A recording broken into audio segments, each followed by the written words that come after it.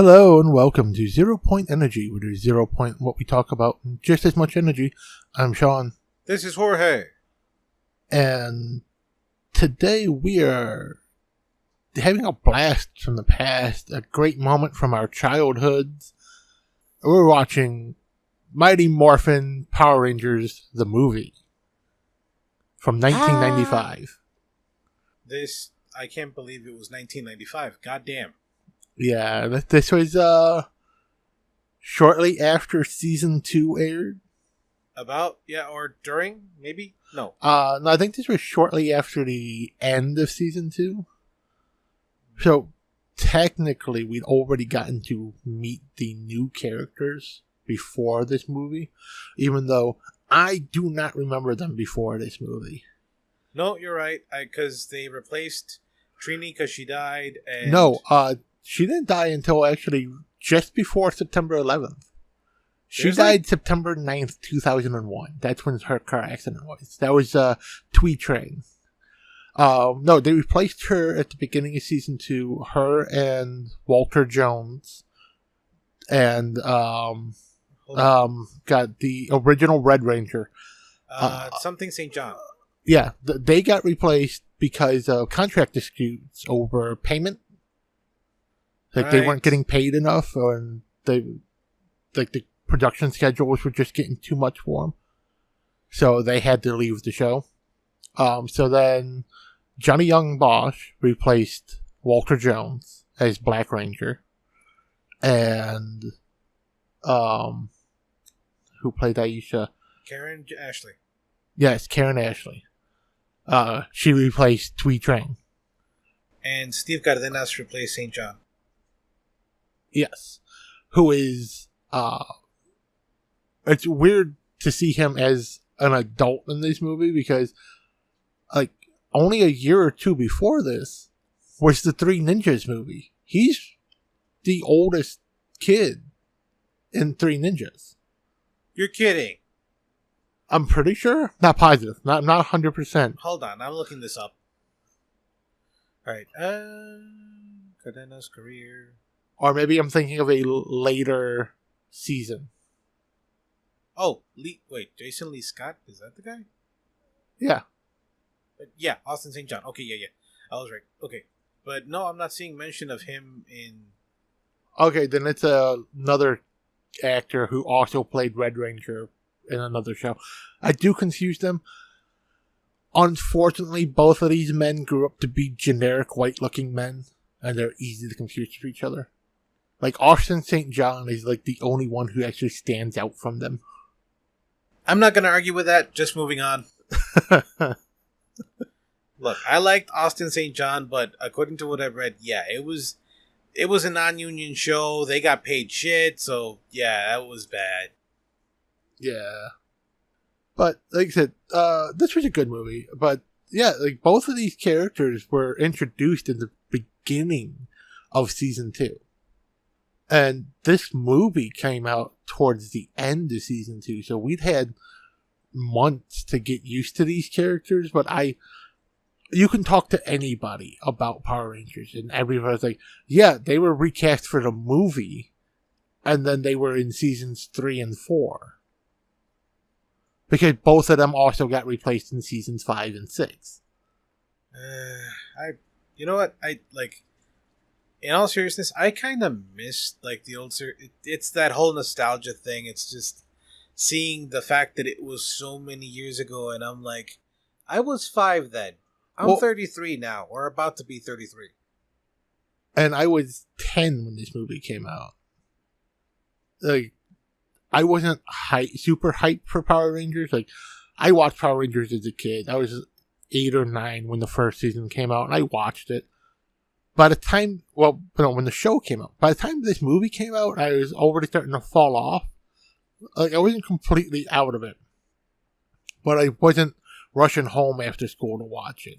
I wasn't making sure I got up early on Saturday to watch the Saturday morning version. Because by the time this movie came out, there were 2 different Power Ranger shows on TV. You had your primetime after school, which was Mighty Morphin. And then you had the Saturday one, which I think the next show after Mighty Morphin was Neo? Or was Zeo. it Turbo? Zeo.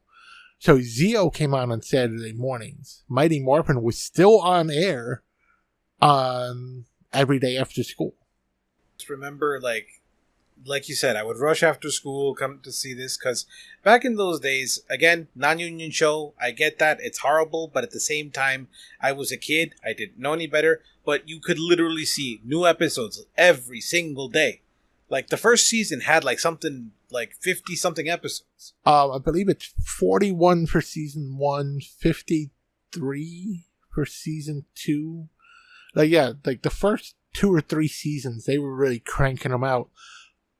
But that's the advantage of not having to shoot a ton of new footage.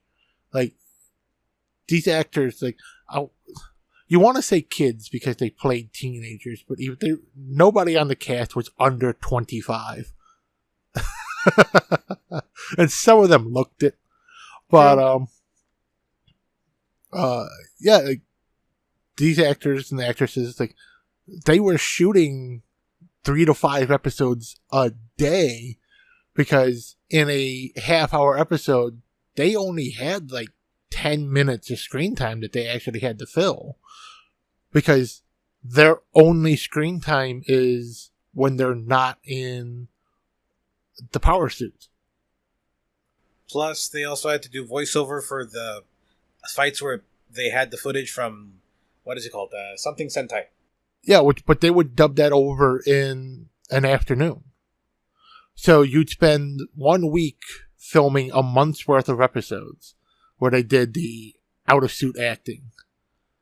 And then they'd spend a day or two recording the voice lines for the in-suit action. Okay, yeah, I can see that. I mean, but like I said, I miss when TV was that way, when you would have so many episodes, and now, even back in the day, freaking Sailor Moon or Dragon Ball had something like 50 episodes a season or something like that. Yeah, I think they were at one point 57 episodes a season. Well, it's not really a season, it's the arcs. The Saiyan Saga has 54 episodes to it. The Frieza Saga has 60 episodes to it. If you separate them by sagas like that, then yeah, they're big. When you think seasons, Dragon Ball Z, Dragon Ball Z, Dragon Ball Super, they're still separated into those 13 episode cores, which is a season. Really? With 26 episodes, 2 seasons make up the entire saga now. I'm looking that up. Hold on. Dragon Ball Season 1. What the hell? No, it's literally something that you'll notice from just watching. A big plot points wrap up within 12 episodes. There you go. Season 1. 31 oh, wait. You meant plot points. Fine. Plot points, yes. Season 1, it says 31 episodes. Or, 31 episodes on... I like how Season 1 is 31 episodes on Funimation and 32 episodes on Hulu. When we Google this, and 31 episodes on Amazon. Yeah, this doesn't make much sense. Wait, why the hell is Dragon Ball on freaking Disney? Disney owns Hulu. Fine. And Fox. Which Fox owns Hulu also. Right, okay, fine.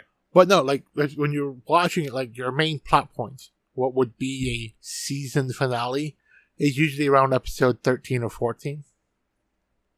So you'd get these big plot beats, and then, oh, that's wrapped up. But then, that's still going. That story is still going. It's the next season, but you're still in the same saga. Okay. Because, the Saiyan Saga. The Saiyan Saga is the fight with Raditz. Is season 1. Season 2 is Goku's training in the other world. Right. Season 3 is the fight with Vegeta. That's 3 15-episode seasons. Hold on. To culminate into, and then there's some in-between filler bits, but that's, the season 1 is 54 episodes, I think. Okay, 37. Wait. No, that was all in season 1. Okay, fine. You're right about the minisodes. Okay, fine. Yeah. Why do they include all of this in season 1, you bastards? Because they're bastards. It's like equal parts proving my point and yet not. Yeah. Probably the best thing that separated the seasons properly, and especially the sagas properly, was early 2000s, the orange box DVD sets that Funimation was putting out. Okay, yeah. Of the uncuts. Like, those were perfectly separated, and then it's just 2 discs per season, 6 discs to a box. So you had 3 seasons in a box, but it was 1 saga in a box. So the season 1 box was actually all of the Seigen saga. So it was all 50-ish episodes of that. The next box was the Namek saga plus the Frieza saga, which was another 60-ish episodes, but it was still 6 to 7 discs. 6 to 7 discs. Every box had 6 to 7 discs in it. And then you had 7 of those boxes to equal 300 some odd episodes. Hot damn. Okay. I mean, I kind of miss back in the day when it wasn't so controlled, because you could get DVDs that had multiple tracks of dubs, you know what I mean? Yeah, like, that was another cool thing about the Dragon Ball Z box sets. They had Spanish dub, German dub, French dub, 2 different English dubs, because, like, for the episodes that had the Ocean dub, those box sets had the Ocean dub too. I can't believe Funimation did that. Funimation officially put out a box set with a non-Funimation dub on it as a bonus track. I wish they still did shit like that, because I could... What's it called? I forgot who. I had a friend who literally had that box set, and we would watch them in Spanish, then we would watch them in English. We would make fun of the English because the Spanish had more balls, if you know what I mean. Oh, well, me and Dave, Vic, he had those orange box sets, and I think he got the first 5 of them. And when he got them, we literally spent an entire weekend, a 3-day weekend, of binge watching the uncut, all of them, because those box sets were the first anime episodic box sets that I'd ever had this feature on. The play all skipping intros. So it would play the intro on the first episode, play the entire fucking disc, and then end credits only on the last episode. So you still got the narrator with the next time on Dragon Ball Z, and it would do its little intro thing, but it didn't play the end song. It just went straight into previously on Dragon Ball Z. Wait, if you're getting both next time and this, that's yeah, like... it was literally, you would watch, like, the very first episode, you had the chala, head chala, and then, it'd play the episode, and then it would end with the next time on Dragon Ball Z. And then fade to black, previously on Dragon Ball Z. Like, it just did that straight, all the way through, and then at the final episode, then it played the end credits. And that was the first box set of a show that I'd ever seen that feature on. And it didn't start becoming normal on box sets until years after. Basically, by everybody, we're old. We are. Like, no, seriously. Most people would say that we're not that old, since I'm 38 and Jorge's 35? 33. But we're fucking old. Remember, we are both pre-internet as a common thing old. We are pre-smartphone old. We're pre-Google old. We're fucking pre-Yahoo old. We're pre-AOL. Yeah, we're fucking old. For those of you who don't know, AOL is America Online. It was a dial-up modem version of the internet. 56 kilobytes. Not that great. At least it was... Okay, Watch, what was it, that movie? Miss Marvel. It'll show you exactly what it was like. Yeah, that was fun times. Oh, we're pre-cell phones being affordable old. We were still alive during the time when cell phones were still bricks. Look up what I'm talking about. Type in brick cell phone on Google. You'll see what I mean. Yep.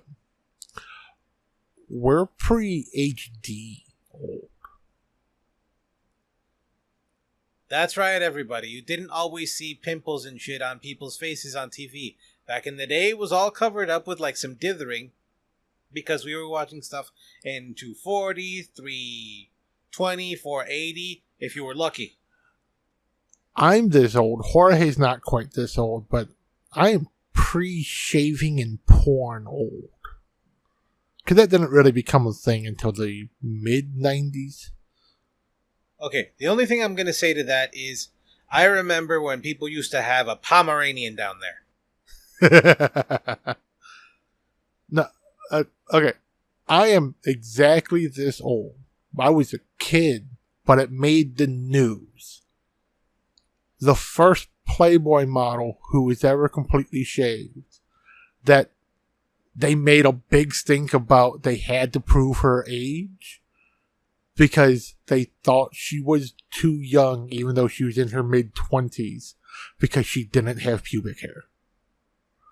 Because even in Playboy, the photographers, everybody, had never seen a woman who was completely waxed and shaved down there. And then they released the issue that she was in, and she was the centerfold. I forget who she was.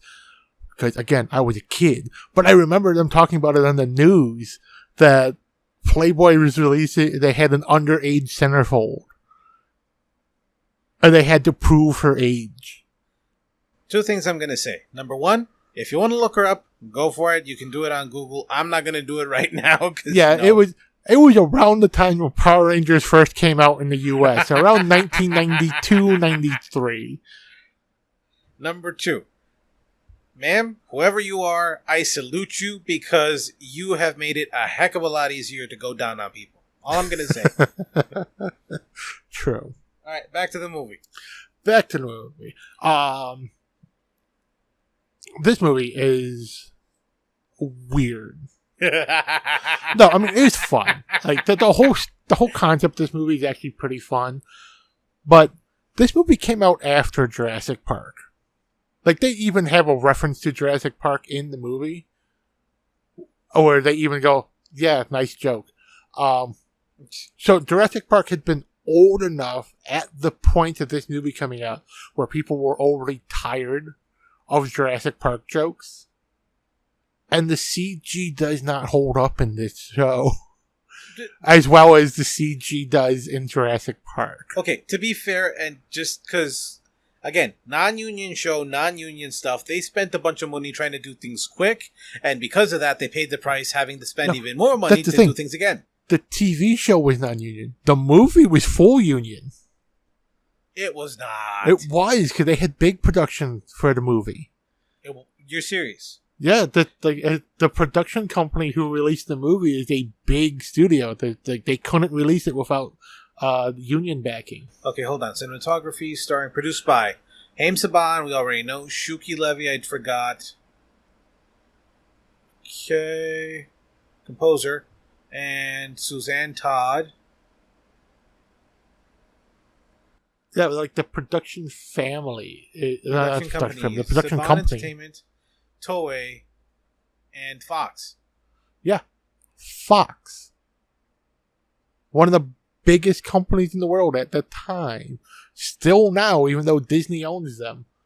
They had to have the union support to get this movie out. Wow. Like, every person who's in this movie became a part of SAG because of this movie. Then what did they do after? Because the production for the show was all non-union. TV show. This is when they were separate. They were a lot more separate. Understood. Okay. Yeah. There was a while when like TV and movies were considered wildly different things. So you didn't have to be a member of the union to do a TV show. but you had to be a member of the union to do a movie, or you'd never get released widely in theaters. You'd be this indie underground movie. And now it's kind of the same, but now it's like TV and movies have merged together to be like, no, if you want a big production company that backs you at the fuck all, you better be part of the union. Okay, now, here's the thing. I heard this movie tanked at the box office. Oh, it absolutely did. I remember this movie did horribly when it first came out. That's the thing. When it first came out, the thing is, they replayed this movie. This movie stayed in theaters for like 2 years. And the only reason I know that is I used to go to summer camp. I used to go to the day camp at my local park. Right. 1995, 1996, 1997. 10, 11, 12. Until I aged out of being able to go to summer camp. We went to the theater on a field trip every one of those summers. And we watched the Power Rangers movie. Okay. So this movie was in theaters for 2 entire calendar years or 3 summers. Hold on. Did you see it at the same theater? Yep. Holy shit. Wow. We went, and that's how old I am for those of you who are Southsiders. Harlem Corners, home of the $2 movie. When that movie theater still existed, which is now a Tony's supermarket over on 87th and Harlem in Bridgeview. Yeah, that's where we used to go for our field trips to go watch movies because they were $2. So the park district would be able to like, oh yeah, just have your parents bring you $5. So we gave the park $5 from our parents, and that paid for renting the bus and movie tickets for all the kids. Okay, as a kid, I remember we had to go to a movie theater downtown that they tore down. They never took us on the south side or anywhere. But then again, you lived on the south side. I lived in Pilsen. Yeah, you lived closer to the city. I lived on the outskirts of the city, so Harlem Corners was the closest, cheapest theater to us. Back in, what do you call it? The thing is, like, I've seen a lot of different figures for the budget of this movie. I've heard 15 million. I've heard 25 or 30 million. And I've heard 55 million. Right now, on Wikipedia, we're seeing 15 million. Box office, it made 66.4 million. Yeah. So this is very weird, okay? If you believe this statistic, then it looks like, yeah, they made out all right. They made 40 million. They did, but that's the thing. It stayed in movies for so long, but that was the great thing about budget theaters, which is a sad thing we've lost all the budget theaters, because they wouldn't get the movies when they were new. They wouldn't get the movies until a month or so after they'd been out, and then they could charge half the price. Okay. So this was back in the day when a movie ticket was only like $7, $8. So having a theater that charged $2 and all I had to do was wait a couple weeks. Hold on. There used to be, a second run theater in West Chicago, and there was another one somewhere in LaGrange, right? Yeah. Like, we've gone to the one in LaGrange. That one still exists, but they get new movies now too. Really? But yeah, damn. They still do second runs and they're cheap. Like, second run theaters do still exist, but they're not as common. They're not all over the place like they used to be. And those were the theaters that legit, they made their money off of concessions. So, yeah, you paid $2 to go see a movie and you paid $6 for popcorn. Fine. But at least you understood going to those theaters, that's how they made their money. They weren't making shit off of movie ticket sales. Now you go to a movie theater, it's like, it's still the same concept. They aren't making shit off the cost of the ticket sale. It's all the concessions and stuff is how they make their money. But ticket sales are $18. And a large drink is $12. Don't talk to me about movie theaters. They're getting way too expensive. Fucking economy. And, that's all just the greed economics. The greed economics. People realized they could make more and more money. And so they started closing down these second-run theaters, too. It's also some of the big companies that ran these second-run theaters that they're no longer around. Like, Odeon Cinemas was the big company that ran a lot of second-run theaters. Odeon still exists, but they're now entirely in Canada. And they were bought out by one of the big companies. So they're no longer an Odeon theater that you could go to. Okay. In fact, I think I can even say this is how old I am. This is when Harlem Corner shut down. The last movie that I saw there was the remake of Assault on Precinct 13. Wow. Okay. So that's a movie that came out in the early 2000s. I think 2002, 2003, something around that. That's the last movie that I was able to see before they shut down that theater. All right, we got 2005. 2005. So, yeah, that movie's been closed for almost 20 years now. I miss it every day. Because even 2005, like, they had to raise their prices to account for inflation. They went up to $3.50. The movies were, like, they did afternoon matinees where movies were $1. But then, when you were in the evening time, full price movies were $2. And then, towards the end, because of inflation, they had to raise their prices. They raised them up to $3.50. Apparently not enough. When AMC said, yeah, we need to raise prices, and they went from $7 to $12. And then from $12 to $15, and from $15 to $18.50. They're jumping $3 to $5 at a time every time AMC's had to raise their prices. And this budget second run theater is like, yeah, we're going to add $1. And they didn't raise the prices on their concessions. They only raised the prices on ticket sales. I wonder how much it actually does cost to... I don't know, do they buy it? Do they license the movie? Whatever they do to actually show it in a theater. They were actually buying the film. So that's why they were able to show them for so long. They were literally buying the movies. And then just playing it until people stopped seeing it. So sometimes a movie would be there for 6-7 months. And then, you know what? Nobody's come in and asked for a ticket for that one in a while.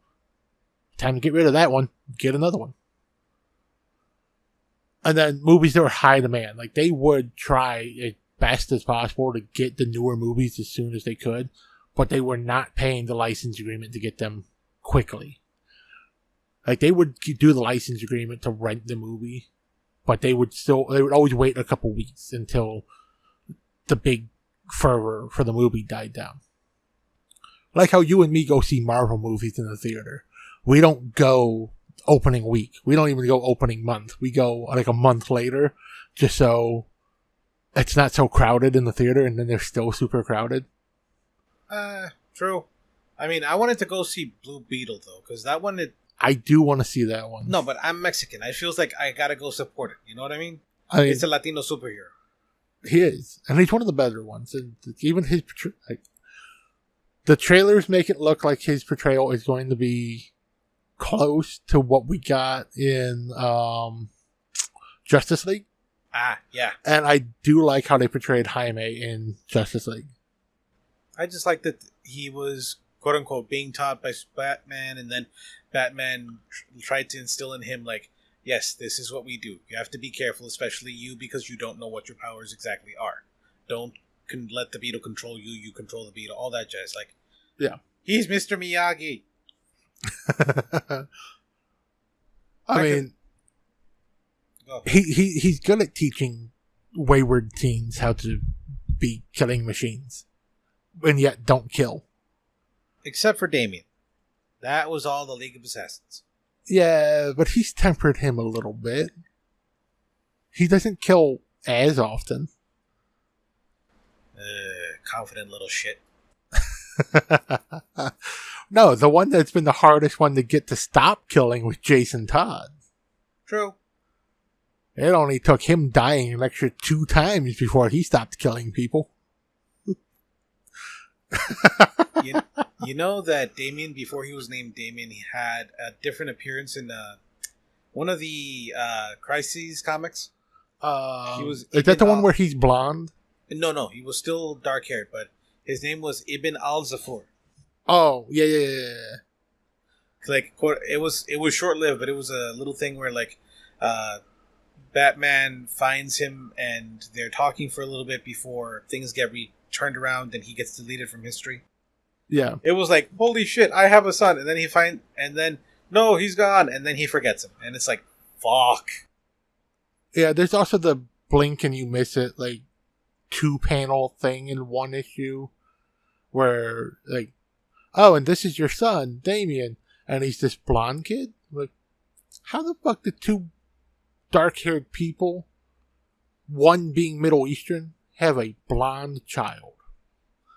It's possible with, what do you call it, Alexander? Oh, it's possible. I mean, it's recessive genes as fuck, but again, you have what's essentially a brown woman with very dark hair and a white man with very dark hair, both with brown eyes, have a blue-eyed, blonde-haired Aryan child.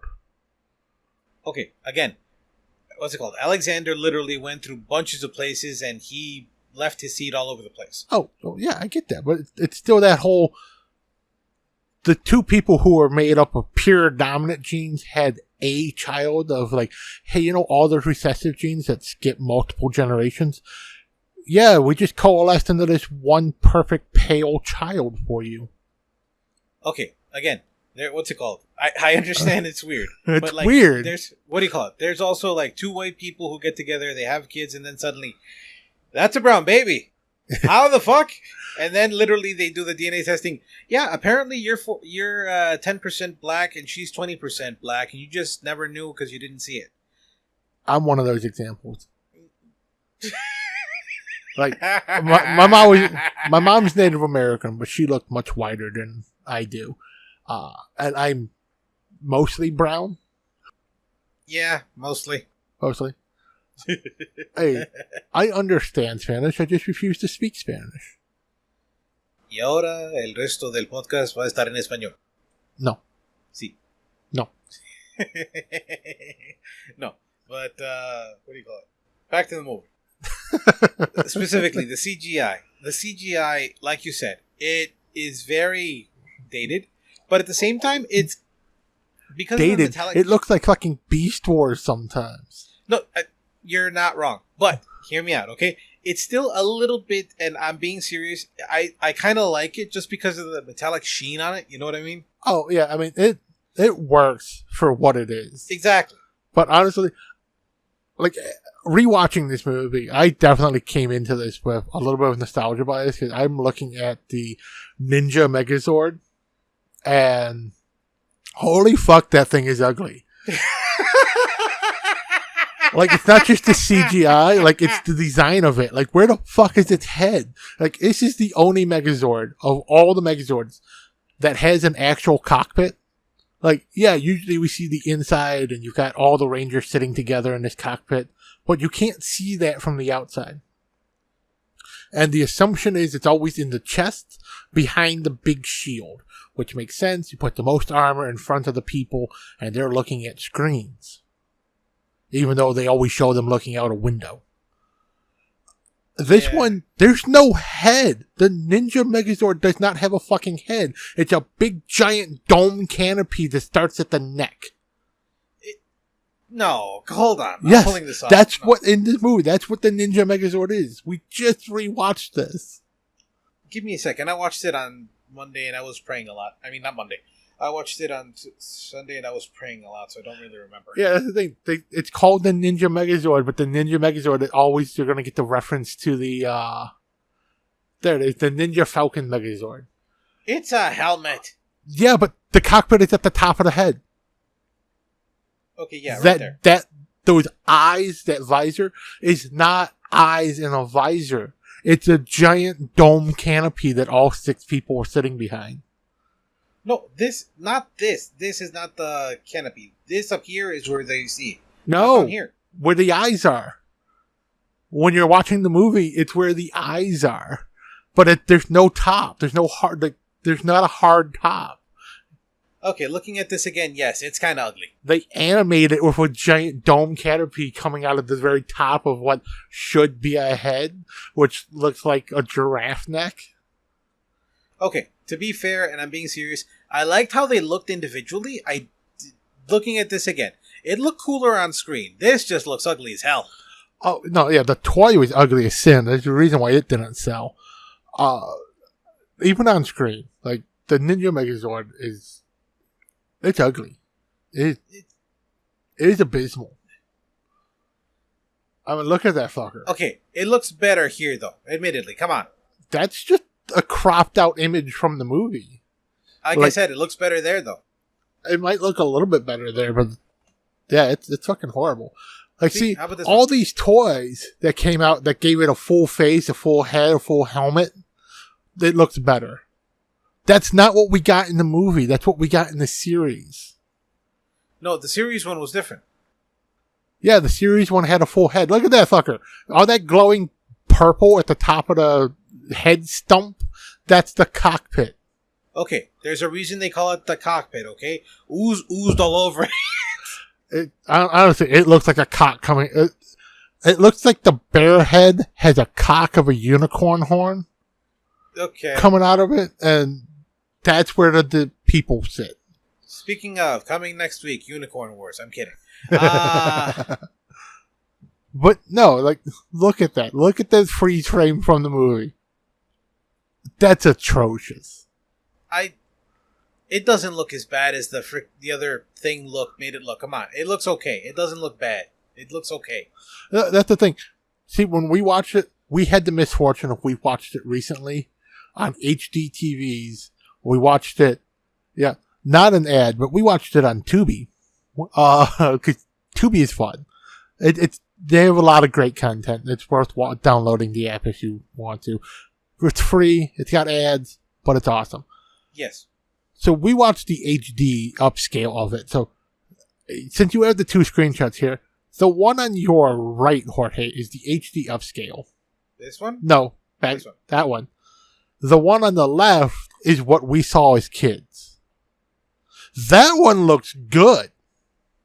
Okay, because it's fuzzy and grainy as it should have been for the mid-90s. When you HD clear that shit up, that's fucking bad. Okay, you know what? Fine. I won't argue that, but I still don't think it looks as bad as you think it does. I don't know. Like, it looks bad. It looks okay. I've seen better shit come out of high school. Like Mighty Morphin Power Rangers? Yes. But no, this was it's a good enough movie for what it is. And it was fun to have that little kick of nostalgia. Now, the performances. We all know these guys weren't grade A thespians. But I'd like to think they did a good job here. I didn't see anything too bad besides a couple of the jokes were not great. Some of the jokes fall really flat, especially the one-liner shit. Some of them are hyper dated. Like they were getting old dated jokes in '95. By now, it's like, oh shit, you actually said that. Like, oh my god, I lived that, and even I think that's cringy as fuck to say that. Okay, but it was funny then. I was a kid. That's the one thing I don't understand why people, and I'm being serious, why people say this is cringe, that's cringe. And I understand what cringe is. I understand that some things can be, but at the same time, okay, you look at things in the past, bell-bottom jeans, which came back. Hold on, I'm getting there. Bell-bottom jeans. What do they call it in the 80s with the big fluffy hair? Up teases. Thank you. Up teases. Shit like that. To me, that shit still looks good. It does. Okay, but other people would still call it cringy. Oh, I mean, it is, but it still looks decent. I'm going to stab you. No, I mean, it can be cringe-inducing, but that's because not everybody looks good in that. True. Fine. And it's the same thing with a lot of these jokes. A lot of these jokes they work and are still kind of funny because these people are saying them. Like, you can hear their voice saying it. If they said the same lines now, of all these people being in their 50s and 60s, it's like, you know what? That's still funny because you said it. But if somebody half their age said it, like us, that it doesn't work. That's cringy. Don't. Okay, hear me out. Okay, the line when they were fighting the monsters with Ooze at the beginning before they lost their powers, Amy Jo Johnson says something like something next trip, see you next fall. Oh yeah. I forgot the line. It's when she first uses her lightsaber, which is the Pterodon Thunder Whip. But it's a lightsaber handle that they stole from one of the Star Wars productions. Yes. They just spray painted pink. When she first uses it, she smacks one guy and knocks him down. And then she blindly puts it behind her and grabs the guy's leg. But the whole time, as she's swinging it around, she hits the first guy and they're, have a nice trip. See you next fall. She doesn't trip the first guy when she says, have a nice trip. She just knocks him down with it. It's the guy behind her that she just blindly whips it at and yanks his leg out from under that she trips. But the whole time it's, have a nice trip. See you next fall. Okay, again, personally for me, that one still lands fairly well. It the rest lands of it, in context, but it also lands because it's Amy Jo Johnson. The fuck does that mean? It's hearing her as Kimberly give that line. It makes sense. Like, because we'd seen her as this character, it makes sense that character would say something dumb like that. Okay. But Amy Jo Johnson is now in her early to mid-50s. If she said that same line in another movie, even if it was one where she had a fight scene, no. Just no. Unless she finally decided to come back to one of the reunions and play Kimberly. Which, fun fact, the only reason she did not do the reunion that had all the Power Rangers in it was not because of money, like most rumors is. She even cleared this up in an interview. She's like, no, it wasn't for money. Do you ever think maybe I didn't want to wear spandex in my 50s? Nah, no. Because I think at the time when the Once and Forever movie came out, I think she was 52 when that movie came out. And that was, 2-3 years ago? Okay, in all seriousness, shout out to David Yost, and I forgot the dude's name. God damn it, I loved him because he invented quote-unquote hip-hop dough. What was his name? Hold on. Mighty Morphin, Black Ranger. Walter Jones? The original Black Ranger? Yep, I do not have this. Okay, I don't know what happened. But assuming his name is Walter Jones. Yeah, the actor who originally played Zack, the Black Ranger, his name is Walter Jones. Like, dude, both of them, David Yost and Walter Jones, still look pretty damn good for their 50s. They do. I think they're almost 60. Because they were some of the oldest cast members at the time. Especially David Yost. David Yost was very obviously damn near 30 when he was playing a 17-year-old. Like, in this movie, he looks his age. He looks significantly older than the rest of the cast because he is. He's got at least a decade on everybody. No, hold on. I gotta look that up. Hold on, David Yost. I gotta look if that's true because I didn't think he was that old. He was 20. He wasn't that old. 89. He was 25, 26. Yeah. Like, everyone else was like 20.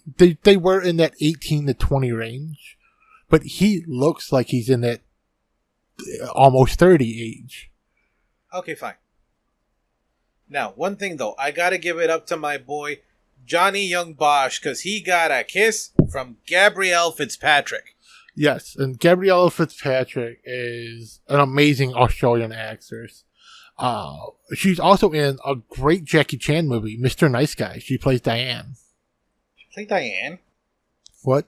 She played Diane? Yeah, she's Diane in Mr. Nice Guy. Hold on. The cute redhead reporter chick from 97. Yeah. Okay, we're doing more Jackie Chan movies because I do not remember this. You don't remember Mr. Nice Guy? I do not. Legit, I do not remember this at all. Oh, this is an awesome one. This is the one that has I think it's a rooftop fight scene. between him and a guy in a white suit. No, that's Remember Me. I confuse all the awesome cutscenes. Well, not cutscenes, but fight scenes in Jackie Chan movies. Fuck it, we're doing a Jackie Chan-a-thon. We should. There's some really good ones, especially from the 90s, but these are decent 80s ones too, like the Project A, Police Story. Police Story 2, what do you call it? Armor of the Gods. Yeah, that's Operation Condor and Operation Condor 2. That one too is, yeah. And Operation Condor 2, Armor of the Gods, I believe that's the one that has his little Mitsubishi truck that turns into a motorcycle. Like it has a little ejector motorcycle that shoots out of it. Mitsubishi, make more of those. Like the truck is real. I don't know if the motorcycle part is real. But that was a cool thing to see. Like, oh, they're about to crash, and it's like, hold on, and they just eject this little like 2-person motorcycle scooter out the front. That still is all silver with the Mitsubishi logo prominently on the front. Fun fact in this movie for Johnny Young Bosch is his stunt actor actually got hurt during production. So the majority of the stunts in the movie, he did himself. My boy, no. Like early in production, his stunt double got injured. So he just did the rest of the stunts himself. Good for you, damn. Like, respect. Jason David Frank also tried to do as many of the stunts as they would allow him to do. Like, he didn't do all of them, but as many as they would allow him, he actually did. Let's have a moment of silence for Jason David Frank. Yes. There's a sad world now without him. Just so you know, moment of silence means you don't talk. Yeah. But this is an audio medium. We kind of... Long pauses are bad, remember? You're the one who keeps editing them out. Fine, I'll just put it in. And yet somehow, every time you edit out all the long pauses where we're talking, you end up creating a just no audio period blank somewhere in every recording so far. Liar. No, seriously. I play some of them back, and there'll be a point where we're talking, and then no sound. Yeah, they're only supposed to be about 3 seconds. Yeah, they're longer than that, or they just feel like an eternity. There's legit no sound at all. Like there's no background. Like even this background shit the mics are picking up right now, like my turtle pond, constantly filtering water and stuff. The air conditioner because it's fucking hot in Chicago right now. Yep. Almost 104 degrees. Yes. Like even that all goes away. There's always a little chunk where you just cut out all the sound period for 3 to 5 seconds. 3 seconds is on purpose. 5, it's not supposed to be 5 seconds. Yeah, one of them was damn near 10 seconds. And it was like right in the middle of an episode. Why don't you tell me these things? I assume you do it on purpose. 3 seconds, yes. The other stuff, no. It's because I want to leave a little pause. Okay, I'm not putting this in the podcast. I'm just... No, it has to stay. They need to know our creative process. I hate you so fucking much. Hey, we need interesting shit to talk about, and this is interesting shit. I mean, there's only so much we can say about the 30-year-old Power Rangers movies that if you haven't seen it, why? There you go. Now, back to how we edit these videos. God damn I'm sorry. Back to how you edit these videos, because you're our editor. Speaking of, did you put everything on for Stripes? I did. Okay, fine. Did you make sure to go up to 500 characters or no? I have no idea. God damn it. Okay. What do you call it? I put in the 3 seconds because literally what we're talking about next doesn't have anything to do with what we were talking about before. So I kind of just, to not let it be jarring, my idea is 3 seconds and the next thing. Yeah, that creates a jarring moment of silence in the headphones. As you're listening to it in the headphones, it just, you're hearing sound. And again, the mics are always picking up little room sounds. So you notice it. It's that little drone in the background. It's present constantly while we're talking. We do a good job of editing it out, but it's always there. And then you get 3 seconds of nothing. No sound at the fuck all. And then we're back to talking. Okay. Like, if they still had the background drone or something, like, we just paused, we couldn't figure out what the fuck we're saying, which happens often, that would be fine. But all the sound gets cut out, which isn't horrible. I get the point of it, but yeah, it happens sometimes. Okay, fine. I'll stop doing it that long. Yeah. Or stop doing it altogether. We pause sometimes. It's how people talk. Words are fucking hard. And for those of us, you included, who are multilingual, sometimes it's hard to remember which fucking language we're trying to speak. Mentiras. Which makes words even harder. Mentiras. No. Sí. No. Tú dices puras mentiras. Don't you know Nintendo me? I said nothing about Nintendo. And just so you understand me, bastardo. I mean, I understand you, but I don't want to understand you. Can you not speak like that into my ears? No. I hate you. I hate you so effing much. Yeah, but I think people like this because... For the love of Christ, stop. The more often I do this... Voy a hablar en español entonces. Párale. I'm just saying... que le pares. Let me make my point. The more often I do this in our recordings and you leave it in, it seems that we get better views. I don't know why, but all the episodes that have chunks of me doing this, people love. I hate you so much. You can hate me all you want, but the algorithm has proven like every episode where I have chunks of that in it have gotten the best views. Is it because of that? I have no fucking idea. But I'm going to keep doing it as long as we keep getting views. Okay, you know what? If you guys want Sean ASMR, fuck it. We'll put it in a podcast. Hell, he'll do it on his own. Or you know what? I'll go in there too. But the idea is, I hate you so fucking much. Hey, at least I stopped just going moist right into the microphone. I hate you. I don't mind the word moist. I just hate you. Moist. Not like that.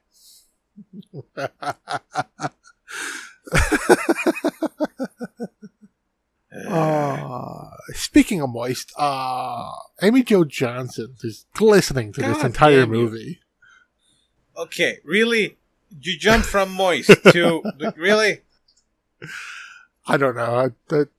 At least for once, I'm the one making the attempt to get back on topic.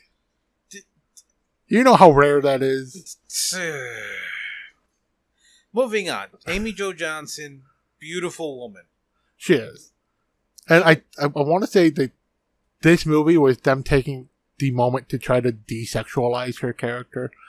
Because even though she's wearing a crop top through almost the entire movie, it is pretty modest compared to some of the stuff they had her in like the series sometimes.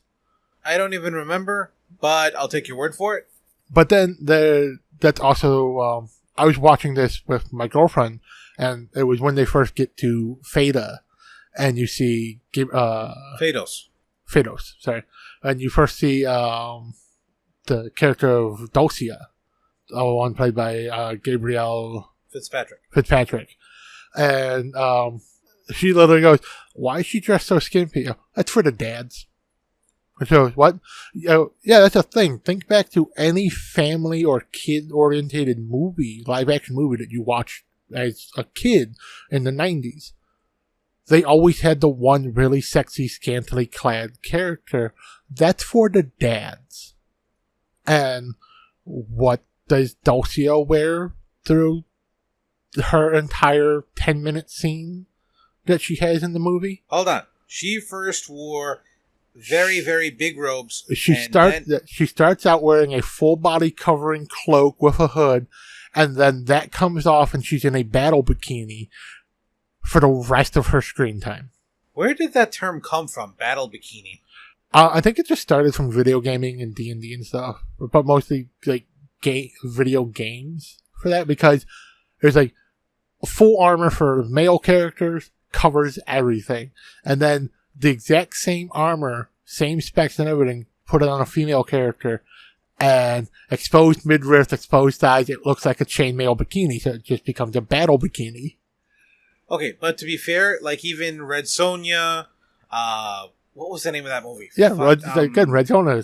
She's wearing a battle bikini. and you have a bunch of what the hell was that dude's name? Frazzini?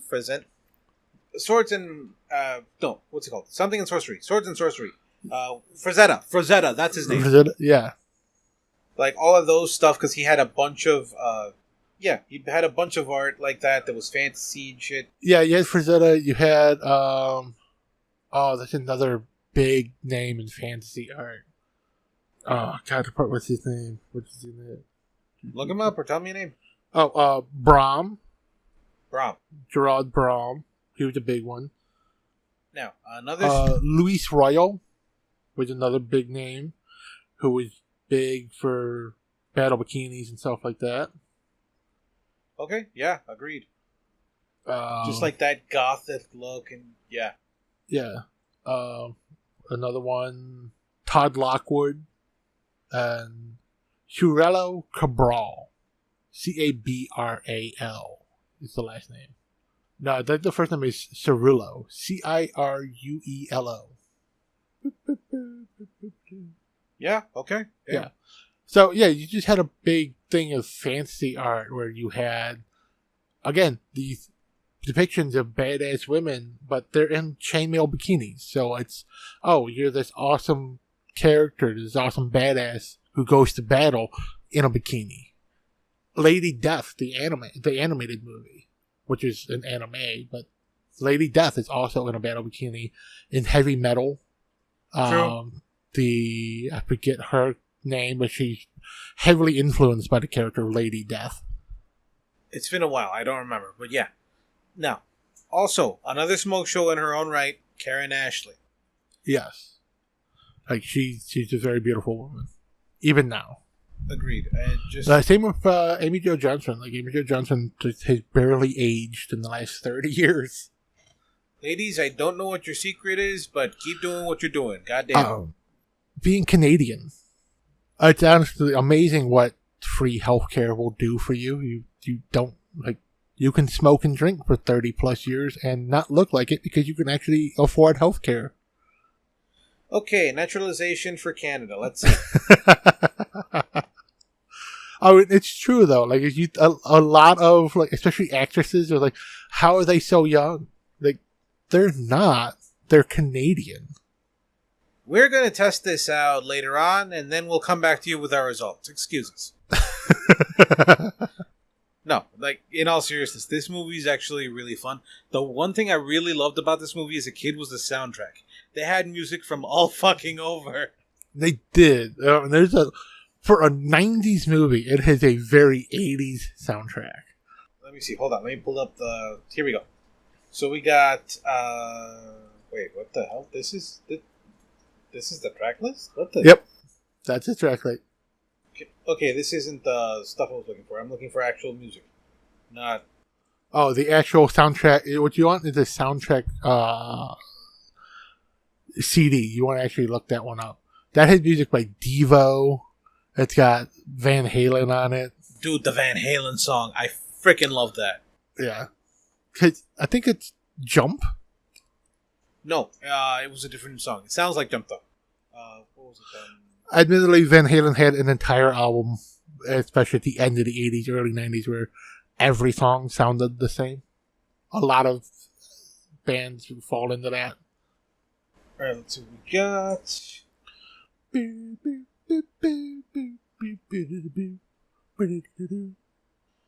Alright, we got Go-Go Power Rangers, classic song. Everybody should know it. You got Higher Ground, Stevie Wonder. But it's not that's not the right thing. They don't use the Stevie Wonder Higher Ground. It's the Red Hot Chili Peppers cover that they use for the movie. We got Trouble. That was a good one. Yep. Trouble's good. What the hell is the Devo song? Right here. Are you ready? Yes. Well, that plays the first time the Rangers are fighting the Ooze creatures at the beginning of the movie. Which, there are no more Ooze creatures after that. Like, it was like the Ivan Ooze version of the Putty. And there's 4 of them in the entire movie. Yeah, I was surprised, because we went from Ooze, we went to Crows, basically. Yeah, the And Tengu. yeah, that was it, like, okay, what else can he make? I was kind of expecting a menagerie. Yeah. Oh, another dumb fun fact for the production of this movie. The Ooze warriors that appear at the beginning of the movie, the face masks that they wear are literally just Michael Myers masks with the hair replaced with dreadlocks. Are you sure they were Michael Myers masks and they weren't William Shatner masks? I mean, same thing. Okay, for those of you who don't know, the original Michael Myers mask was a William Shatner mask. Yes, it was a Captain Kirk mask that had mostly just painted white and the hair restyled, but they did do a little bit of filler on the cheek. Eventually, they put it on a mannequin head and then they put Bondo on it to change the shape slightly. Okay, so the song by Van Halen was Dreams. Dreams. It's literally one of my favorite songs. It's right up there with what do you call it? You Got the Touch and the other Stan Bush one. What was it? Fuck. From the Transformers movie. You Got the Touch and I think Dare. That's it. Dare. Dare. You mean Dare to Be Stupid? No, Dare to Believe You. Dare to believe you can survive. That's Touch. No. Yeah, You Got the Touch. That's the whole song. That's the song that plays when Optimus transforms and starts fighting Megatron. I swear they're two different songs. Hold It on. might be two different songs. They sound really similar because Stan Bush, but Onwards to Google and the Transformers soundtrack. See, that's how you know when a movie is awesome. We don't talk about the movie at all. We talk about other movies. Okay, hold on. So, yeah, they're two different songs. The Touch and... Oh, yeah, it is Dare. Okay. How do I say it? Yes, it's a 90s movie in terms of it being very... Not campy. What's the word I'm looking for? For Transformers? I mean... No, not Transformers. Back to Mighty Morphin for Power Rangers. Power Rangers? I mean, it's camp. It is. It is? What's what we would know now. It's a very campy movie, but it's a campy movie. It's fun. It's dumb. It's fun. It's got cringy one-liners in it, but they're still fun. They're still funny. They still work. Okay, yes, this was made for kids, but at the same time, it not holds up, but it still rings your bell. It still fills you with a little giddy. Ring a bell. Okay, then. You know what I mean, though. Yeah, no, it stays being fun. And weirdly, this movie does have some fun, interesting casting to it.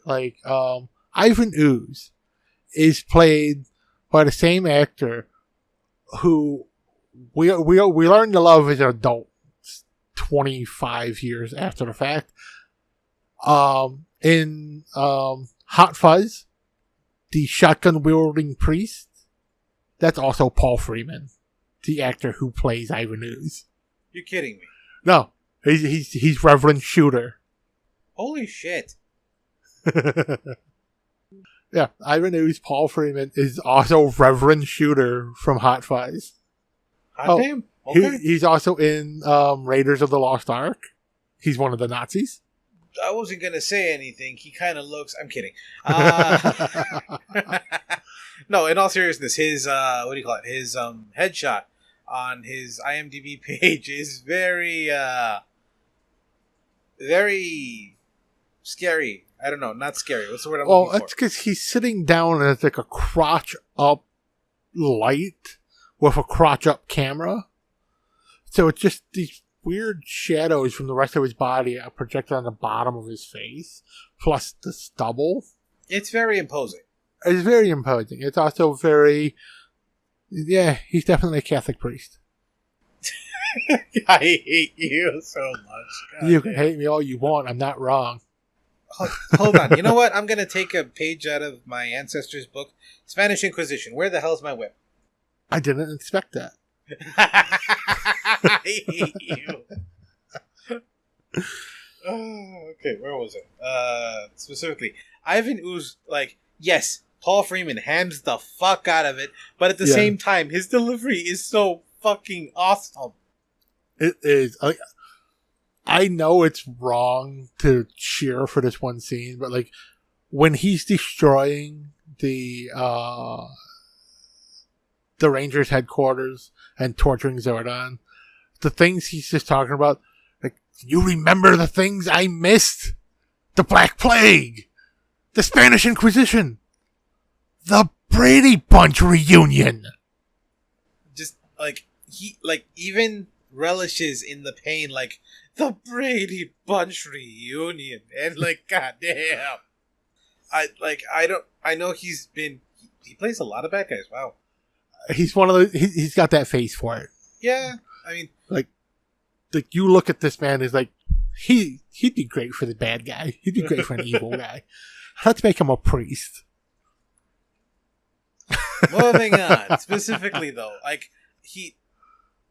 would love to see him in like an actual comedy, honestly, because his delivery is freaking awesome. I mean, Hot Fuzz.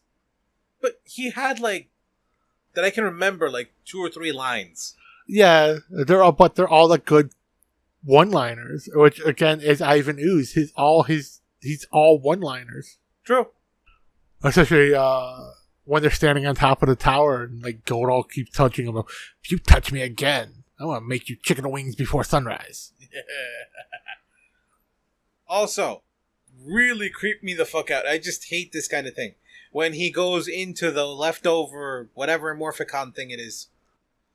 That really creeped me the fuck out. Like when he stretches into the ooze, it's not that bad. But the way they very badly CG superimposed his face on it, and now he had no moving face. It's just this big stretched photograph wrapped around the skull. Yeah. CG technology was better at that time. They could have done better. They had the budget to do better, and they didn't. But they didn't save the budget. If anybody gets that reference, I will be surprised. No, a big chunk of the budget that got used up for this movie was the fact that this entire movie was shot in New South Wales, Australia. Every part of it, even Angel Grove, that we're so used to as being Toronto. Yeah. Is New South Wales, Australia. It was pretty fun, though. It was. This movie's beautiful. The settings. And the city looks good. I don't know if it's a choice to shoot it in Australia because the director is Australian, or if it was a budget thing, or if it's because it would have been really easy to build miniatures of that city because it's a very generic kind of square, boxy block city. It's really easy to just make replicas of that city to smash because everything's in a square grid and all the buildings are just square and blocky. How do you say it? I'm pretty sure it was the taxes, just because just a lot of shit was and still is filmed in New South Wales. Yes, a lot of movies are. And again, yeah, it's a tax thing. Being in Australia is one of the main reasons that they're able to get Gabrielle Fitzpatrick, because she does not travel much for her movie. So, if a movie's shot in Australia, you're pretty likely to get her to be in your movie especially in the 80s, early 90s. And I don't know if it was just because she didn't want to travel or she was having visa issues, but every movie she shot was also shot entirely in Australia. I can't comment. I don't know. Yeah. I'm Mexican American, so I was born here. I've never had visa issues are a constant for you. I literally just said I've never had visa issues, but okay. I mean, you might be a citizen, but go back to where you come from, Mexican. Thank you for saying Mexican rather than any of the other epithets that I know you know. That's only because I know you're Mexican. I have to be factual. I mean, I could call you Puerto Rican. I mean, you'd still be a citizen, but get out of our country, foreigner. Okay, speaking for my Puerto Rican brothers, get off my island, you bastard. I'm Native American. You get off mine. This isn't an island, it's a continent. I Also, mean, I was born here. Australia is a continent, but it's also an island. And it's still not considered the biggest one for some reason. What, the biggest continent? No, the biggest island. Because that would be Antarctica. No. It's either Iceland or Greenland, one of the two. I forgot why. Like, there's a specific reason why Australia is not considered the biggest island. That would be weird. Yeah. Because I'm pretty sure by land mass, Australia is bigger than Greenland. I know Iceland is tiny in comparison to both of them. Here we go. Why is Australia not considered an island? Because it's a continent. That's it. Yeah, that's literally it. Yeah. Yeah. It's also a continent that is also one of the largest countries. Because the entire continent of Australia is the country of Australia. Which part of me wants to think that's why so many people have the conspiracy theory that Australia is not a real place. Like, Australia is not a country, it's a continent. Yeah, the continent of Australia is the country of Australia. No, we don't name countries after continents. You're right, we don't. We name the continent after the country. And yet a lot of people still think that Africa's a country. Yeah. Because people are stupid. Mostly Americans. God bless the public education system in this country. It's almost like we really, really, really should invest more money into education and probably less money to war. Also, stop giving billionaires tax breaks. Which, hey, that will be tax time again in a couple months. For everybody who's not a multimillionaire, you can thank your higher taxes and your lower tax returns on the Trump tax cuts that are in place until the minimum of 2032. Yep, unfortunately, because they were tax cuts for the top half and not the lower half. Yes, they increased taxes for the middle class and the lower class, and the most successful, wealthy people in the country pay less tax now because it's unfair to make them pay their fair share. Which is something multiple Republicans have said before, too. Like, it's unfair to make them pay more taxes because they make more money. You should make more money. Like, if you don't want to pay taxes, become rich. For those who don't understand economics, just like our Republican fellows, there's only so much money to go around, first of all, unless it's, like the conspiracy theory says, planned thanks to inflation so that you can, quote-unquote, make more money, though it's worth less. Making it worthless. Well, it's also just the way, especially the U.S. economic system is designed, especially since the Great Depression, the fractional reserve system, where we literally designed a system that says if you hoard any amount of wealth, you're damaging the system. You have to, if you earn $1, you have to spend $1. If you earn $100, you have to spend $100. Every cent you make has to go back into the system, or you fuck the system. And then we have rich people who hoard wealth. Hoarding wealth damages the system, which causes inflation because their money's not going back into the system. So now we have to print more money, which makes money worthless. And then those people get more of it and hoard more of it, so it's not going back into circulation, and so on and so on. And it's a repeating cycle that's constantly forcing poor people to spend every cent they have, because if they try to save up any amount of money at all, they will die. And rich people never spend anything and just keep hoarding the money. So, this is not investment advice or anything like that. If anything, save your money. Do what you want with your money. Try to be smart about it. Hopefully you will be. Literally eat the rich. What? Like literally eat the rich. Find somebody. Find a millionaire. Kill them. Cook them. Eat them. Take their wealth. Off the podcast. No! Keep it! No. Keep it. No. Keep it. You might incite a riot. Our president did it. He's rich. He can do it because he gets away with it. That's right, people. They have laws for them, but not for... What's it called? Laws for you, but not for them. God damn it, I said it wrong. Yeah. I'm just saying. one of our presidents did it. Granted, he is also currently has the highest number of indictments of any former president ever. I think it's currently tapped out at 93? 96 at last count. 96 at last count. Hold on. Actually, you know what? They've also finally figured out that under the 14th Amendment, he is actually banned from running for president. But only if he's found guilty of the insurrection charges. Being indicted for it doesn't count. Really? I thought if he was indicted for it, it counted. No, because he's still going to court for it. If he's proven innocent, he didn't participate in an insurrection. If he's proven guilty, he participated in an insurrection, and therefore he can never run for president again. Wait, if he was part of the insurrection, doesn't that count as not tyranny? What's it called? Treason, and therefore he has to be hanged or shot or whatever it is now. Yeah, they for some reason they stopped enforcing the death penalty on treason. It's still there. Like, treason is still a death penalty offense. They just haven't actually killed anyone for it in a while. Okay, 91 criminal charges, and that was as of August 1st. I remember hearing 96 plus like some other felony charges. Yeah, it's a long list of stuff. Alright, moving on. Moving on. Like, in all seriousness, I'll say this. I'm Mexican. I cannot agree with his rhetoric just because literally it made myself and a few others I know afraid to be out and about. And we literally had to carry our passport. Well, I carried my passport with me like, I'm American. Fuck off.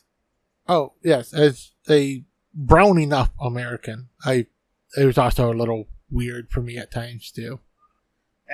But some things he said made sense, quote unquote. Like, he told Hillary when he said, what do you call it? Yes, that is a tax loophole that I exploit because I'm smart enough to exploit it. Your donors exploit it too. Vote for me and I will get rid of it. He didn't. Oh no, he made it easier to exploit that exact same loophole. Exactly. Like, everything he promised, everything he said he would get rid of, he did not. Like, oh yeah, we're going to make sure that, we bring back jobs to, I think it was, Carrier. He went to the Carrier production factory in Indiana and said he guaranteed they'd be getting government contracts and they would not have to close that particular factory and they would become profitable. And within a year, they had to close that factory because he did not follow through on giving them government contracts to install AC in more government buildings. And did not give the promised subsidies that he was going to help keep them afloat. And then when he was asked about it, it's like, oh, well, if they'd have worked harder, they wouldn't have lost their jobs. They were working as hard as they could. You promised that you would help them by giving them contracts, and you didn't. This is the same person who, when asked why he refuses to go to the intelligence briefings in the morning or read the intelligence reports, he goes, oh, I don't really need those because I'm a very intelligent person. I'm the most intelligent person. Yeah, intelligence reports aren't a question of your intelligence. It's the information you need to know to run your fucking country! This is why wisdom is needed, and I don't just mean... This is why the aged should not be in charge. The who? The aged. The old. Ah, I heard agent. I was like, orange? If you're old enough to be a grandparent, you're too fucking old. Okay, I literally know a rather attractive woman. She's 34 and she's a grandparent. Yeah, Mexicans don't count. She's white, you racist fuck.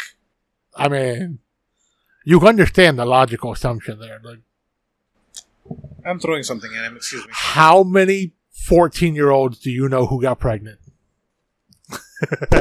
Thank you. Now I have Kleenex. I hate you.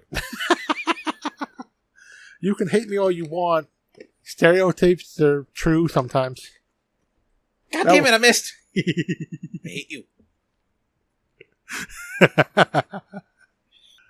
Fun Moving time. back. I guess you should probably get back to our movie and this awesome soundtrack. Literally, you can just kind of bop to this soundtrack. It's fun. Even the redone sound, the orchestral version of the Power Rangers theme.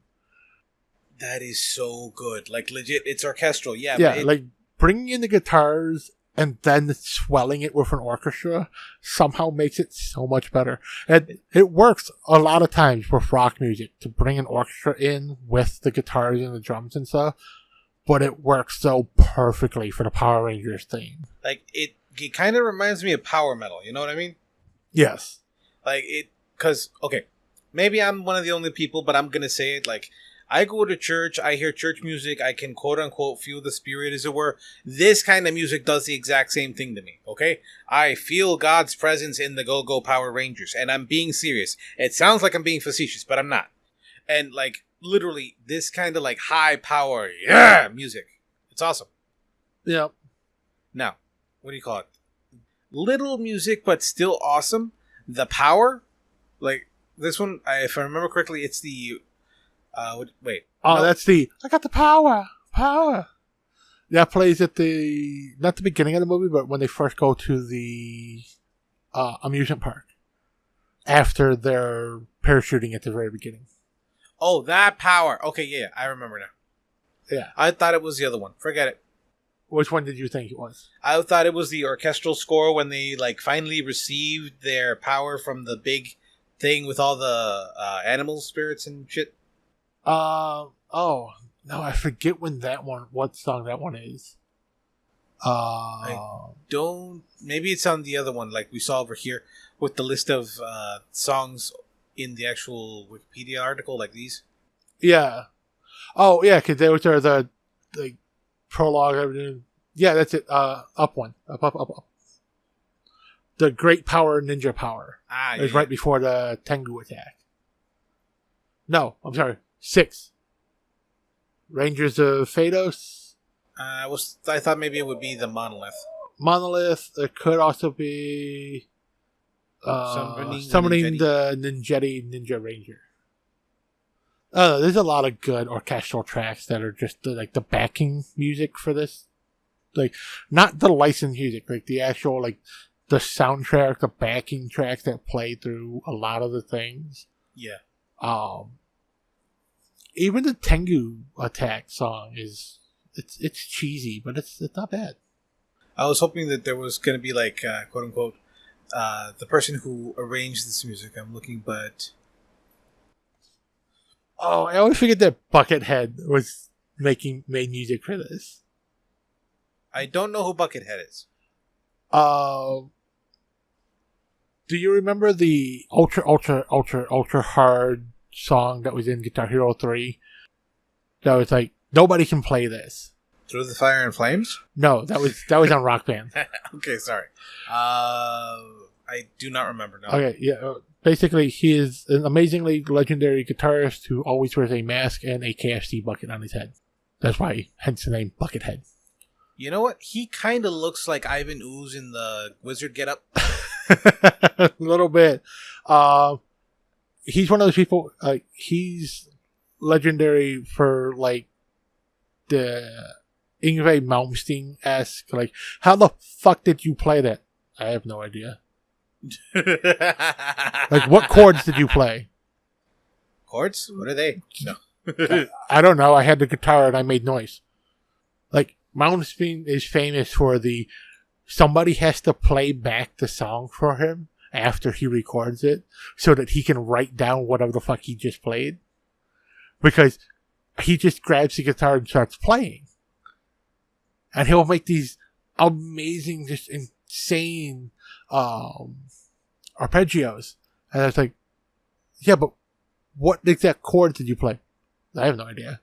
And then he'd have to play it back, but from ear, he can like, oh, that, and he can write it from hearing it, but he doesn't remember what he played in the time because he's just absorbed by guitar.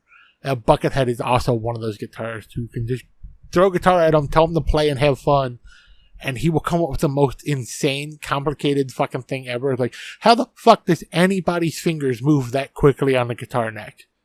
I just did it. I both love and hate that, but that's for other reasons. Because you want to play that kind of guitar, or then you look at a tab book on their things and like, fingers don't bend that way. Yeah, basically. Because you look at the chord, I was like, wait, but you need 7 fingers. How?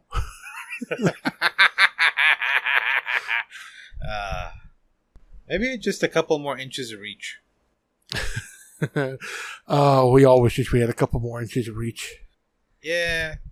Maybe another finger would help. Could be. It wouldn't hurt. Well, it depends on who you're using it with. Moving on. This is a kid's movie. Is it, though? Except for Dulcea, but it's a kid's movie. Hey, look. You got to get the boys' attention to look at girls somehow. True. What do you call it? I remember there was an experiment about how students would react to different teachers.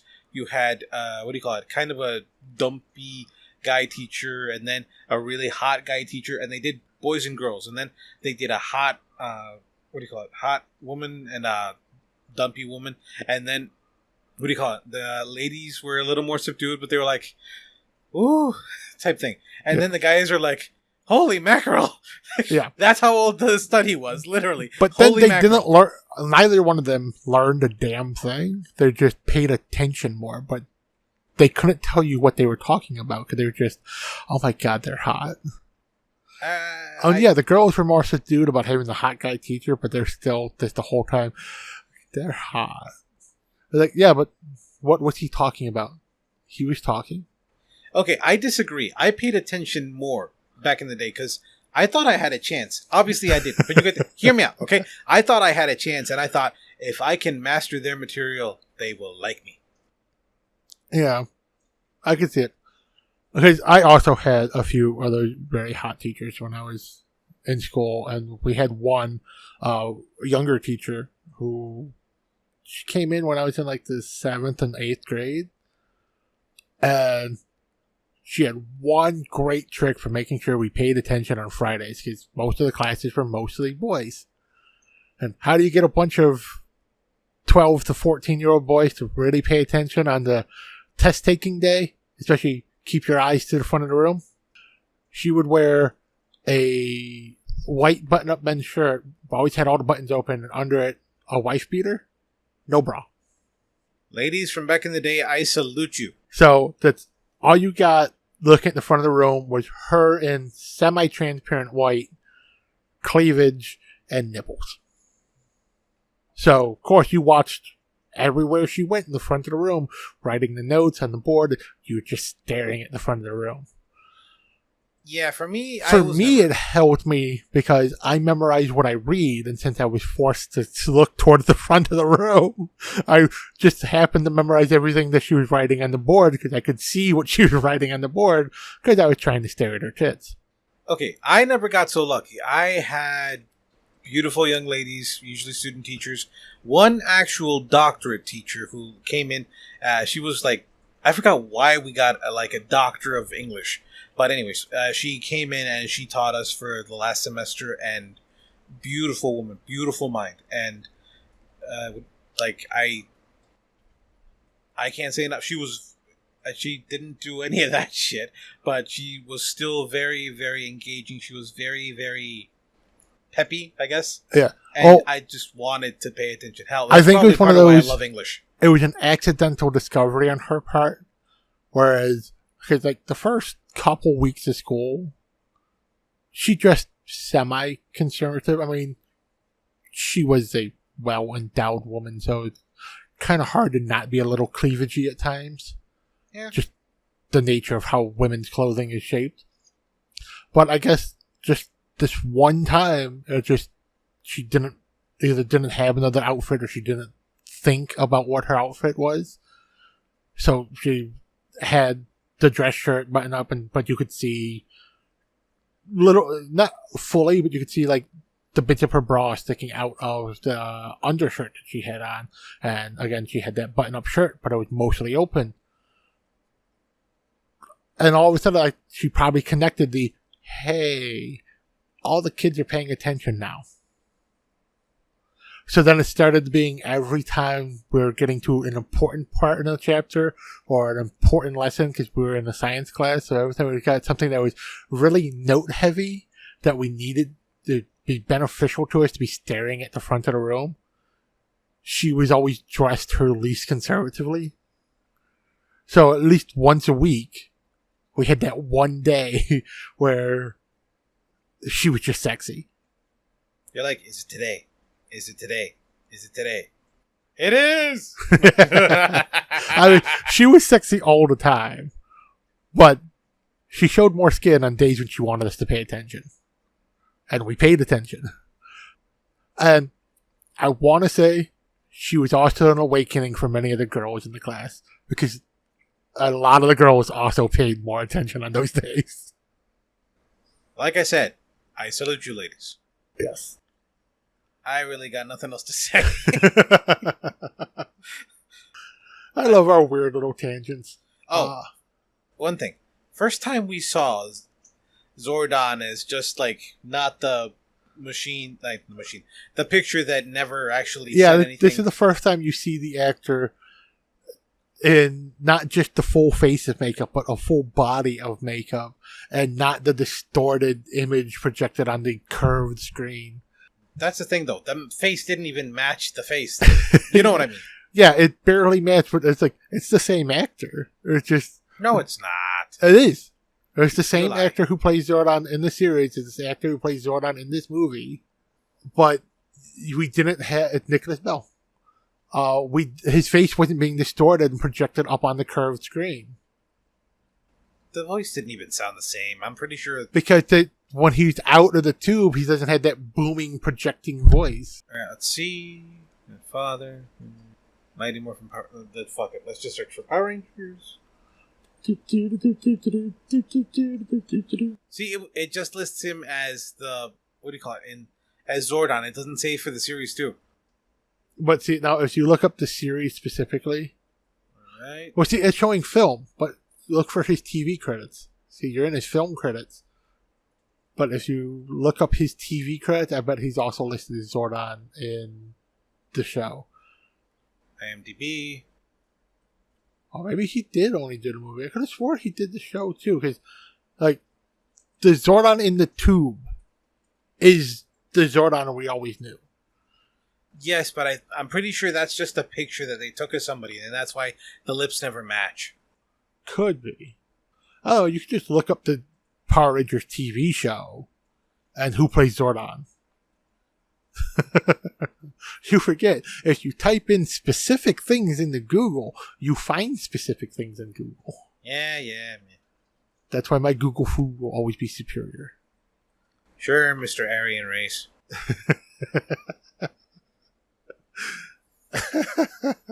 See, no Nicholas Bell. Weird. Like, okay, let's just basically boil this down. This movie's awesome.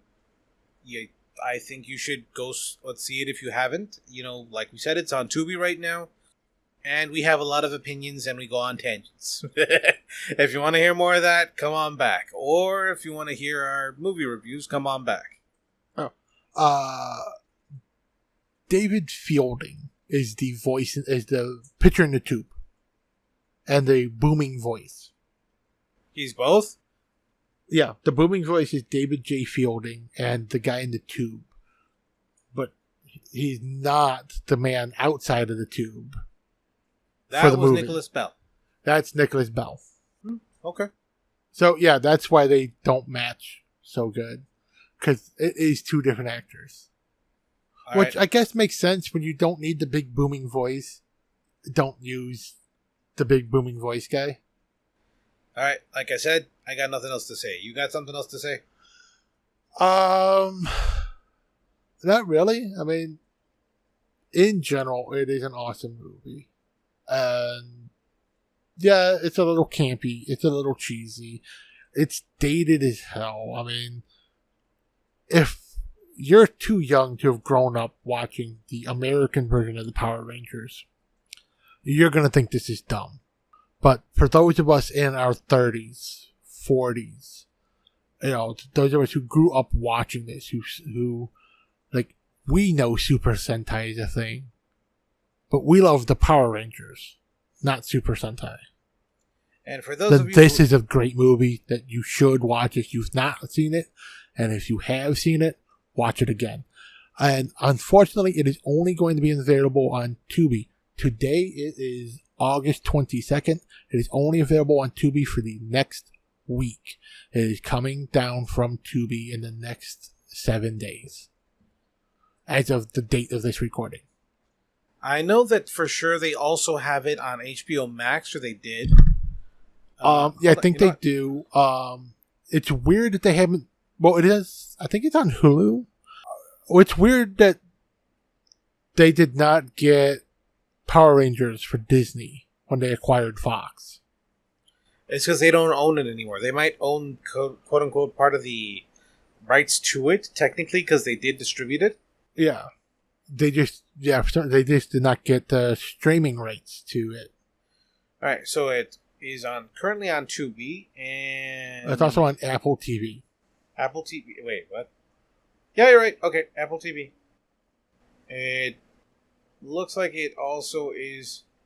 What the hell? I swear it was on Hulu, right? We saw it on there before. I think the show is on Hulu. I don't think the movie is. Okay, in case the movie's not, I know it was on Netflix a while ago. They might put it back up again. And it's supposed to be on HBO Max. Yeah. Or Max now, right? Max? There is one little nitpicky thing I do have with the costuming. What? At the beginning of the movie, when they first activate the Mighty Morphin powers, and you see the new movie costumes. Instead of the tight spandex, it's the leather suits with the hard armor parts. I like that. Those are awesome. But when they get their ninja powers in the second half of the movie, they didn't give them new costumes, even though they all got new animals. So all they did was put the big power coin in the center of the chest. And instead of the hard armor bits, it's all leather with what looks like stiffer bits by the chest and the arms and stuff. So they lose their armor, but they keep their helmets. So they're still wearing their original animals, and they just have a big giant power coin in the middle of the chest now. I liked the new outfits, the hard armor with the leather underneath, and I think it would have been cool to at least seen like the new helmets incorporated, because they got new helmets for the show after this. This would have been the perfect time to debut that. And then all the toys they made had the new helmets. But they don't have the new helmets in the movie. They have them in the show, right? They have them in the show only after the movie. They do not have them in the show pre-movie, even though they started. They hadn't got their new powers yet, but so that's one continuity thing they at least kept up with. They got new powers in the movie, so after the movie they had their new powers, they had their new armor, they had their new helmets. Although they lost the leather. They weren't wearing the leather in the TV show. They were back to spandex. I like this. I know it's weird, but I like the way the leather outfit looked. New fetish unlocked? I mean, no. Well, kind of old. It's not new. We've already had that one. But no, it was like the Power Ranger suits for this movie looked awesome. I mean, even when you look them up, like, especially, I know this is going to sound like I'm just nitpicking on Amy Jo Johnson, but the Pink Ranger suit specifically with the leather jacket, the leather pants, and then the hard armor over the top of it looks awesome. I think it's probably the best looking of all of them. The only other one that comes close is Blue Ranger. His also looks really awesome with, again, that leather jacket, the leather pants under it, and then the hard armor vest over the top of that. His looks really cool. And I'm really glad that for the hard armor bits for Asia and for Kimberly, they fought the urge to give them molded booby armor. Unfortunately, that urge disappeared when they gave them the soft armor in the second half of the movie. So when they get the power coins and they lose the hard plastic armor over the top, and they just have the more reinforced leather, so it's stiffer but still soft armor, both female characters have molded booby armor. Not large, but they do have molded, they make it more obvious that they're female. But I think that's also because for the movie, they lost the skirts for the females. So it's all just power suit. The male power suit and the female power suit are the same for the movie. Gotcha. Okay, yeah. So, like I said, in the second half of the movie, when they get the soft armor with the new powers, they molded breastises. And my wonderful girlfriend is home from work now. Hi, babe. All right, everybody, we're going to call it a wrap. Thank you for listening. We've been going on for almost 2 hours now, unfortunately. Sorry about that. That's okay. It's good to rant about good movies. But, yes, that is all for today. Bye-bye. Love you all. Bye-bye.